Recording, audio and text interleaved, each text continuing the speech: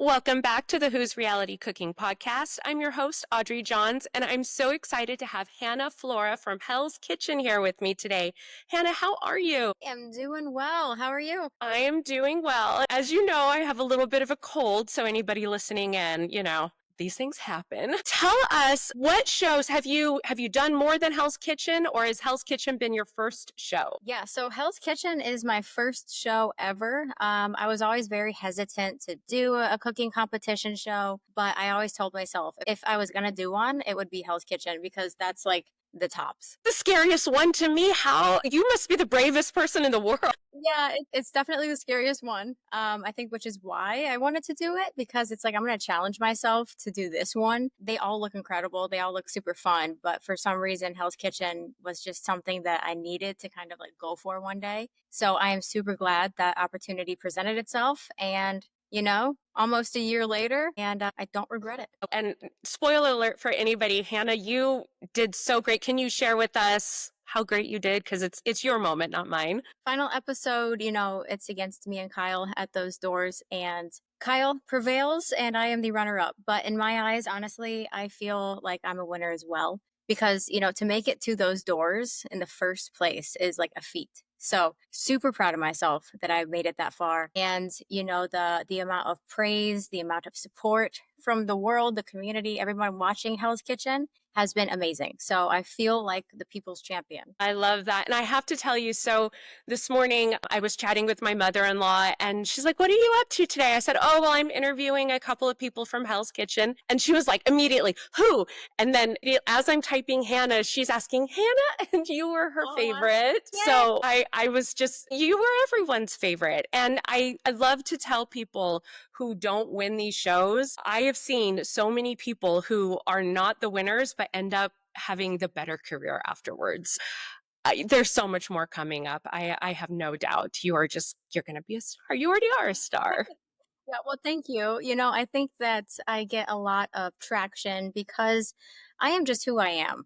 I wasn't playing it up to be a part, to be something I'm not. What you see in Hell's Kitchen is exactly who I am as a person. So I loved that I was able to like be my vulnerable self, and the world got to notice that as well. So super excited. Tell your mother-in-law I said hello.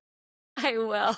Well, it's her birthday this week, so I will definitely have to spice a little clip and send it to her. So what was it like? Did you try out for Hell's Kitchen? Did they come to you? How did that all work? Yeah, so I get this question a lot. And the funny thing is, I didn't apply at all. It was something that came at me super expected. And it was probably last February is when it all started. I was standing at work, expoing dinner service, and I get a message through Instagram from someone I don't know. And immediately I was like, okay, this is strange. Like any message request on Instagram when you're a nobody is like, okay, who is this? You want to dig into it. So I opened it, and it was, one of the talent scouts for Hell's Kitchen. And they said, hey, looked at your profile, kind of looked at what you did in the past with the club. So, would love to ask if you want to be a part of this. At first, I thought it was a scam. I didn't think it was real because, that time back then was just all, scam calls, scam messages. So I dug into it, reached out to some people that I knew were connected and said, hey, is this guy legit?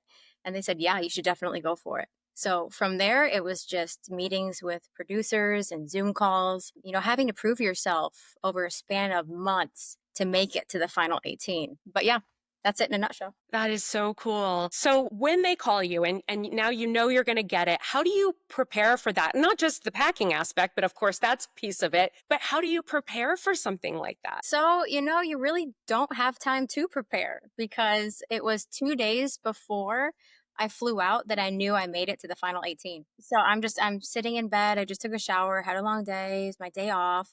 And I get a phone call from, a producer saying, got your bags packed? And I'm like, what do you mean? And he's like, did no one tell you? Like, you're on to the next round. You're coming to Connecticut. And I was like, holy cow. So no time to prepare, which to me is kind of the best way. I work better when I think on my feet. So it was super exciting. And it went by so fast. That is so, so cool. Do you have any fun behind the scenes stories that maybe you haven't shared yet that you could share with the listeners and the viewers? A little behind the scenes, it's the dorm situation when we all live together, 18 people in one dorm. It's unique to say the least. Being that we were the first season on the East Coast in Connecticut, we were kind of like the guinea pigs, I will say, for the area. It's a brand new set, it's a brand new dorm. So, plumbing isn't fully functional yet. We don't have a coffee machine that's set up. So we're just like, how are we going to survive? But it's one of those things that it's just like, okay, what do we do now? We have a coffee machine, but we don't have coffee. We have cold water, but we don't have hot water. So it's like, but we quickly figured it out, and production got with us and made sure that we had at least warm water to start. And then eventually we had hot water for showers. But living situation in itself is something crazy. I see a spin-off, like a Hell's Kitchen slash Survivor kind of a thing. Yeah, for real. That is wild, man. I would not want to be around that many chefs without coffee. I wouldn't want to be, alone with myself without coffee. No, 100%. And with starting out with 18 people, and we all share a refrigerator with the food and the product that's in there. You almost kind of have to like scavenge and sequester the granola bars, put them in your room so no one else takes them. That is too funny. Did you make any really close friends on the show? And if so, how do you guys keep in contact? Yeah, so I would say everybody on the show is still, a friend of mine, but I definitely have closer friends. Brittany, for one, I know that, our little friendship is kind of seen throughout the show, but not super in depth. But she was someone I connected immediately with just because her creative mind and how she cooks is kind of a lot like how I create dishes as well. So we connected. We're still friends. Megan, Lulu, Anne Marie, Magali, pretty much all the girls, I still chat with. We have a group chat on Instagram called the Red Team. And we just send each other kind of like what we're doing at work every day. It's like, hey guys, have you ever dealt with this product? Hey, my oven just went down and we have to fire 5,000 turkeys. What do we do? So it's a fun little chat. So often when I speak with people who've done these shows, be it the baking shows or the cooking shows, it's like you're finally in this room with everyone who's as obsessed with cooking or as obsessed with baking as you are. And it's just so exciting and it's just so invigorating. Did you feel that way? Oh yeah, we definitely had time to like nerd out on cooking, talking about fermentation, pickling, baking, anything cooking related, because I can talk about cooking all day and like processes and how I do things, cryovacking, sous vide, this and that. But, to an everyday listener, they're just kind of like, okay, I have no idea what you're talking about. I'm just going to nod. But for once, it's like you can finally talk and like spin off ideas each other. So it was definitely an experience. And I am super grateful that I met this group of individuals, because now it's kind of like my own dictionary. If I ever need help or advice, I just say, hey, Brandon, how do you do this? Because you're an expert at that. Or Megan with, her Hawaiian cuisine. If I want to do an event that's based around, Polynesian Hawaiian, I can ask her, for some traditional recipes. So it's a great repertoire of creative minds. It is so great. And I love how you guys are so supportive even after the fact. That's so great. It's such a gift. Yeah, we have to support each other, at the end of the day, especially women in the industry. You got to support the strength. Absolutely. And speaking of strength, and to anyone listening or watching, I always send the questions ahead of time, but Hannah sent me her website and her Instagram and all of that. That's been recently updated. If you haven't seen it recently, you need to go and check it out. But you have some guns, girl. Okay, I need some tips, because I'm just this pathetic little almost nothing thing. Do you have any? They're not as crazy as they look when I flex, but yeah, I mean, I would say working out and like lifting heavy weights is definitely my escape. It gets me into the right frame of mind. It kind of is my time for nothing else in the world but what I'm focusing on. It clears my mind. It makes me feel good. I feel proud of myself, makes me feel strong, especially in the kitchens when you have to lift, 50 to 70-pound cases of potatoes or crates of lobsters. It helps. So, it does serve its purpose. It does. Was there a gym there in the dorms, or how did that work out? No working out at all? There was no gym at all. I was very sad because it's like if I had like just 10 minutes to do something to get my heart rate up, that would help me like for the day. But Brittany and I brought our what are they called? The stretchy thingies. Yeah, the bands. The bands, yes. Yeah. So Brittany and I brought some bands with us, and Megan did too. And there was a moment where we're just in the bedrooms, and we're just like, all right, real quick, try to get our blood pumping to kind of wake us up because at this point, it's like you have like 2, 3, maybe 4 solid hours of sleep. So anything to get you moving and get your mind in the right place. I wish there was a gym, but I made notes to it for production for the upcoming seasons. Yes. Give them I some. hope so. I think they did for Next Level because I had Lizzie on last season and she was talking about how you got to get up and run. Otherwise, you're not going to be able to cook. So Yeah, hopefully, this is hopefully. something that's needed. So tell us, what city do you live in? And, what is the culinary scene there? If we came to your city, what would we have to try? So I am in South Florida, Boynton Beach, and the culinary scene down here is more seafoody, beach themed. Think of like if you were to go on vacation, you know what you look for. And it's fresh seafood, it's fresh shellfish. And if you were to try anything down here, I recommend trying lobsters or the oysters or anything fresh, anything raw bar is really what we're known for. Nice, nice. And you have some recipes on your website I saw too. Yeah. Can you tell us a little bit about those? And maybe, we'll make sure to put the link in the show notes, everyone. So, like, if you're driving, please just pay attention to the road. I promise you, we've got you. But tell us about the recipes on your website. And do those kind of incorporate the local food scene where you're at? Yeah, so the recipes on my website are definitely something that was seen in a way for my finale menu. And then also, too, before then, it was, kind of like my signature who I am as a chef menu. So those recipes are something that's very close to my heart that I took some time throughout the years to come up with. My As Above, So Below is a play off of like a surf and turf. So that one, definitely some South Florida seafood in there. And then I have my oysters as well. Those oysters came to me when I was working on Martha's Vineyard. So the Katema oysters. But again, you could try different variations of that recipe with different oysters. Dealer's choice. It's all going to be great. But yeah, those recipes are something that's me. That's Chef Hannah. That I love that you just put that out there because so often people are like, well, wait till the book comes out. You want to give it, right? I love that. I think it's just so generous, and everyone, you've got to check out her website. Like I said, we'll put it in the show notes, but can you tell us what your website is right now for anybody scrolling on their phone? Yeah, anyone that's looking for my website or how to get in contact with me, chefhannahflora.com. Very easy to find, just myname.com. And while I was on there today, I mean, first of all, I just have to say, like, I think we should be friends because your merch line is fart in a skillet. And I am like a 14-year-old boy. All fart jokes are funny to me. So tell me about your fart in a skillet merch line and how you came up with that amazing line. Yeah, so Fart in a Skillet dates back way, way years before Hannah was even born on my mom's side. So it's something that my grandma used to say to her all the time. And then I think my mom just passed it on to me. So she would always call me a fart in a skillet, kind of like you're everywhere. You can't stay still in one place. Like if you just imagine what that would even look like, just like bing, bing, bing, bing, bing, all over is like a fart in a skillet. So it's funny. I mentioned that on Hell's Kitchen, and Chef Ramsay was like, a fart in a skillet. Interesting. And then a couple episodes in, he's like, I can see you truly are a fart in a skillet because you are everywhere. So it's like kind of a little bit of who I am and into my how I do things, I guess. I love it. And you've got aprons and hats. And what else do you have on there? All kinds of great stuff. So right now I just have some aprons and hats, different colors, variations. The hats themselves are super like moisture wicking.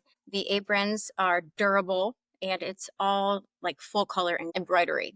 So it's not going to fall off. It's not going to peel off in the washing machine because that's something that's a huge pet peeve of mine is like when you buy something brand new and then immediately the whole logo or design just peels away. It's awful. Especially with something that you need to be durable, like a apron. The idea is you're going to get it dirty and you're going to need to wash it over and over and over again.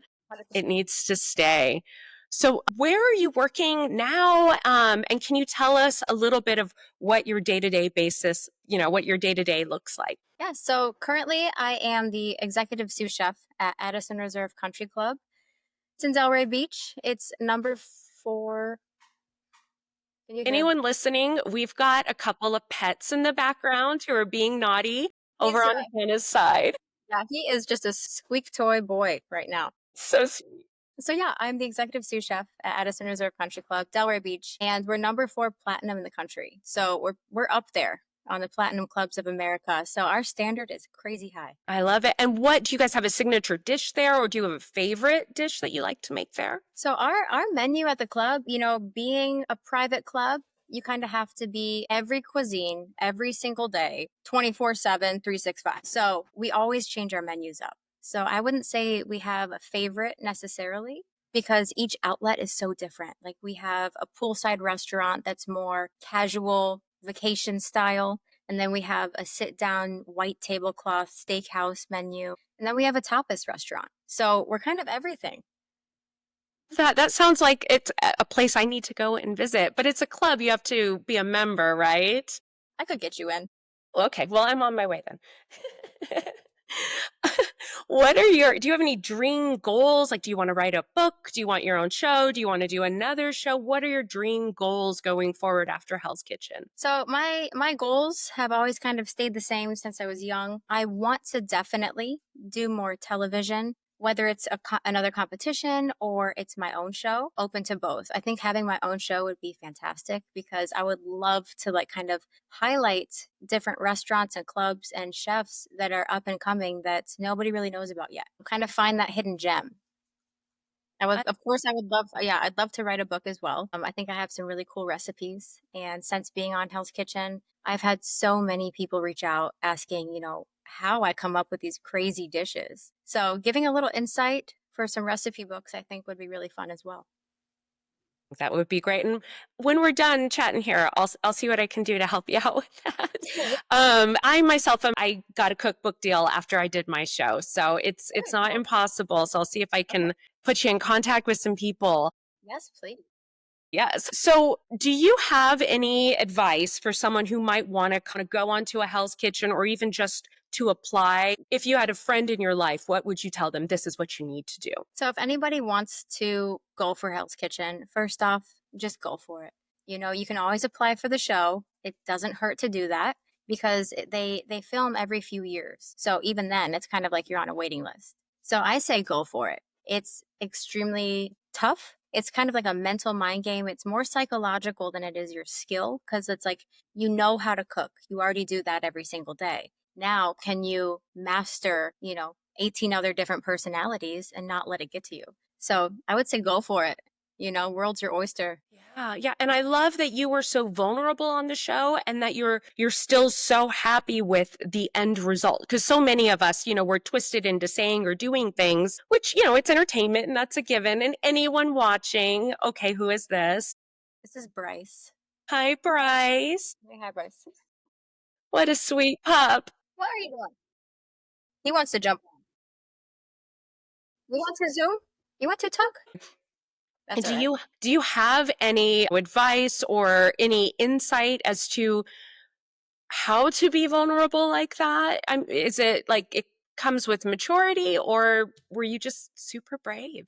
I would say, a little bit does come with maturity because when I was younger, of course, you're always afraid of what are people going to think?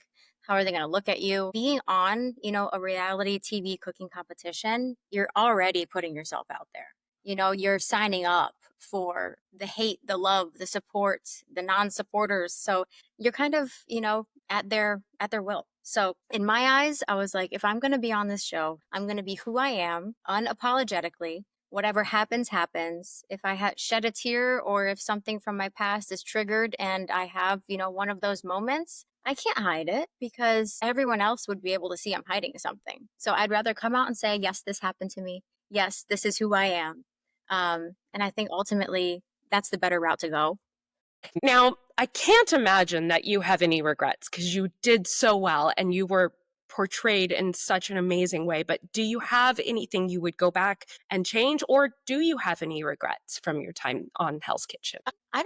No, I don't have any regrets. I think that from start to finish, from the second I first set on, the Hell's Kitchen platform, whether it was at the dock when we first met Ramsay or in the kitchens or however, I don't have any regrets. I think that I did it exactly how I imagined myself would. I'm super proud of myself for, staying true to who I am. I'm not one to badmouth somebody. Of course, some of us had bad services, but I'm not going to go out and blow up your spot. That's not my position to do so. So, no regrets on my end. I love that. And what is Gordon Ramsay like? Is he nice? Is he brash? Is he just work, work, work? What's he like? He's kind of all three of those things combined. Um, yeah. So he's a very extremely humble human being, I will say first off. And he loves to mentor everybody. He doesn't play favorites, he doesn't choose sides. He sees talent in every single person that he meets, and he wants to make sure that you grow. So throughout the show and the dinner services, and what a lot of viewers don't see is sometimes he'll come up to you and give you little pointers on how to do something better, or hey, this is what I would do. He wants you to be better, and he has his moments where he screams. As do everybody. I get it. If I'm in a high energy, fast paced kitchen and I had 18 Michelin stars, I would want my team to do well. So the small little mistakes could set you off. I get it. But I think throughout the years, he's truly grown to be more of like a nurturing individual just from seeing the different generations of culinarians. I've heard different versions of that for years. I have a friend who was on MasterChef years and years and years ago Mhm. who got so flustered when she was flambeing something that she almost lit him on fire, poor thing. But, and she's like, but he's the sweetest man in the world. And I'm like, he's screaming at you in your face, Lisa. And she's like, no, he's a sweetheart. So I Yep. love to hear that. I love to hear that he's such a nice guy. And, Mhm. and that kind of warms my heart to hear that he wants to mentor Yeah, people. it was like some of the best moments are like in the mornings when we did those challenges. And, in order to pick your ingredients for the challenge, like the one episode we played pickleball, and Kyle was just hitting the balls not into the cans, but all over the place. That lasted probably like 20-30 minutes before he even picked an ingredient. And Ramsey was just off to the side, just laughing his ass off, because it's like, how can you not think that something is just hilarious? So he has a sense of humor, I will say. I just love that. How about new shows? Do you have any upcoming shows that, either you're trying out for or that they're pitching to you? Nope, not as of yet. I'm kind of we're in the middle of season here in Florida. So it's work, work, work, events after event after holidays. So right now I'm just doing my thing. And I think you're doing so great. And where can we watch Hell's Kitchen? And can you also share your social media handles so that we can get everybody to follow you? Yeah. So you can stream Hell's Kitchen on Hulu. It's on there. If you have a membership subscription, you can watch any episode, any season of Hell's Kitchen. 23 is now on there. And that's my season. Instagram, you can catch me at Chef Hannah Flora, or my website, chefhannahflora.com. Yes. And definitely get some Fart in a Skillet merch. Yes. Won't regret Hint, it. hint, wink, wink to the mother-in-law. I need a new apron. It's such cute stuff. And definitely check out her recipes. Not only do they have really fun and quirky names, which I'm totally into, but they look absolutely delicious. Thank you so much, Hannah. Is there any other advice or stories you'd like to share with us before we go? My only advice is, if you're a culinarian in this industry, don't give up. You're going to have hard days, and it's about how you overcome them, push through. Remember, you can, grieve and be angry until midnight. After that, it's a new day. So live in the moment, have fun with what you do, and don't be afraid to be yourself. Well, I can't imagine ending it on anything better. So I'm just going to say thank you to everyone who's listened and watched this episode of Who's Reality Cooking. Please make sure to check the show notes and follow Hannah on everything and buy some merch. And stay tuned to the next episode of Who's Reality Cooking. Bye.